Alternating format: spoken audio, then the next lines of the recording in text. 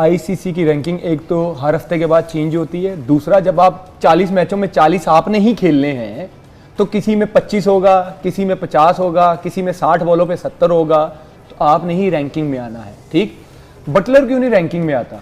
क्यों डिकॉक क्यों नहीं आता? मिलर क्यों नहीं आते ये टॉप 1 में? क्योंकि ये जब बी सी टीमें आती है ना, ये खेलते नहीं है। जब आप मैचेस नहीं खेलते आपके पॉइंट्स आते हैं नीचे।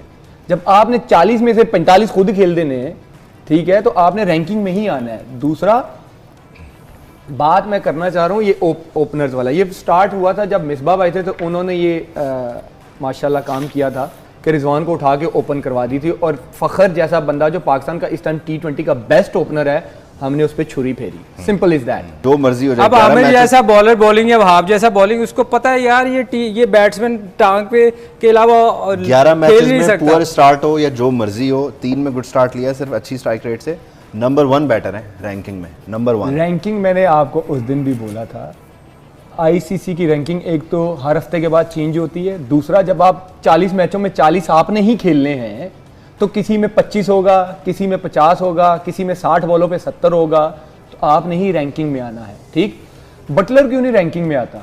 क्यों डिकॉक क्यों नहीं आता? मिलर क्यों नहीं आते ये टॉप 1 में? क्योंकि ये जब बी सी टीमें आती है ना, ये खेलते नहीं है। जब आप मैचेस नहीं खेलते आपके पॉइंट्स आते हैं नीचे। जब आपने 40 में से 45 खुद खेल देने हैं, ठीक है, तो आपने रैंकिंग में ही आना है। दूसरा बात मैं करना चाह रहा हूँ ये ओपनर्स वाला। ये स्टार्ट हुआ था जब मिसबाह भाई थे, तो उन्होंने ये माशाल्लाह काम किया था कि रिजवान को उठा के ओपन करवा दी थी, और फखर जैसा बंदा जो पाकिस्तान का इस टाइम T20 का बेस्ट ओपनर है, हमने उस पर छुरी फेरी। Simple is that. लिविंगस्टन शुरू से ओपन कर रहा था वाइट बॉल में काउंटी क्रिकेट में, ठीक, वो काउंटी में था। इंग्लैंड को उन्होंने कहा भाई आपका रोल है, हमें चाहिए मिडिल ऑर्डर में, अगर आप यहां पे कर सकते हो तो यू कैन फिट इन। क्या हुआ? वो अच्छा प्लेयर था ना, उसने वहां पे मैनेज किया। वो आया, हर बंदा देख रहा है सबसे बड़े छक्के मारता है, मार्करम व्हाइट बॉल का उनका ओपनर था, चौथे नंबर पे खेल रहा है, परफॉर्म कर रहा है। जो अच्छा प्लेयर होता है ना, वो फिर हर जगह पे परफॉर्म कर लेता है। आपने अपनी जगह बचाने के लिए, मैं तो 5वें पे नहीं खेल सकता, मुझे सिर्फ जो है ना पावर प्ले यूज करना, मुझे power play use, power play का कितना तो आपने फखर को बल्ली का बकरा बना दिया कि पाकिस्तान जिस तरह हारा है। और नो डाउट कि क्रिकेट में हार जीत होती है, लेकिन फिर हम ये कहेंगे कि प्लेयरों का कसूर नहीं है। अब ये जो जैसे आपने वीडियो चलाई है, अब आप आए ना सिस्टम में, आपने क्या नया किया? कुछ डिफरेंस बता दें। वही नए प्लेयर, वही सिलेक्शन का हमें भी नहीं पता लग रहा, आपको नहीं पता चला। जैसे आपने बोला कि जी हमें तो सिलेक्शन का पता ही नहीं चल रहा था, तो अभी फिर किसको सिलेक्शन का पता था? अगर आपको नहीं था, चीफ सिलेक्टर साहब को होना चाहिए, उनको नहीं था, बाबर को पता होना चाहिए, किसी न किसी को तो पता होना चाहिए ना। अब देखते हैं ना कि आगे क्या एक्सप्लेन करते हैं। अब वो जैसे कह रहे हैं कि जी जिम्बाब्वे से हार के आपको वो फूलों के हार तो कोई पहनाएगा नहीं।